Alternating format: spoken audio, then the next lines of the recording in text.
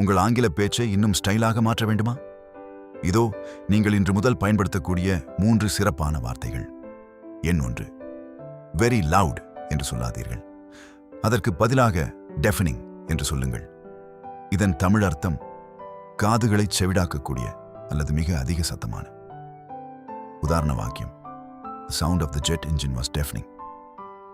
அந்த விமான என்ஜினின் சத்தம் காதுகளை செவிடாக்கக்கூடிய அளவில் இருந்தது. எண் 2. வெரி ஸ்மால் என்று சொல்வதை நிறுத்துங்கள். மிகச் சிறியதாக இருப்பதை சொல்ல டைனி என்று பயன்படுத்துங்கள். இதன் தமிழ் அர்த்தம் மிகச்சிறிய அல்லது நுணுக்கமான. உதாரண வாக்கியம்: I found a tiny insect on the flower. மலரில் ஒரு மிகச்சிறிய பூச்சியை கண்டேன். எண் 3. I'm very interested என்று சொல்வதற்கு பதிலாக I'm fascinated என்று முயற்சி செய்யுங்கள். இதன் தமிழ் அர்த்தம் நான் இதில் ஈர்க்கப்பட்டுள்ளேன் அல்லது மிகவும் ஆர்வமாக இருக்கிறேன். உதாரண வாக்கியம்: I'm fascinated by the stars and planets. நட்சத்திரங்கள் மற்றும் கிரகங்கள் மீது நான் மிகவும் ஆர்வமாக இருக்கிறேன். சாதாரண ஆங்கிலத்தை தவிர்த்து இதுபோன்ற புதிய வார்த்தைகளை பயன்படுத்தி பேசுங்கள். மேலும் பல தகவல்களுக்கு எங்களை பின்தொடருங்கள்.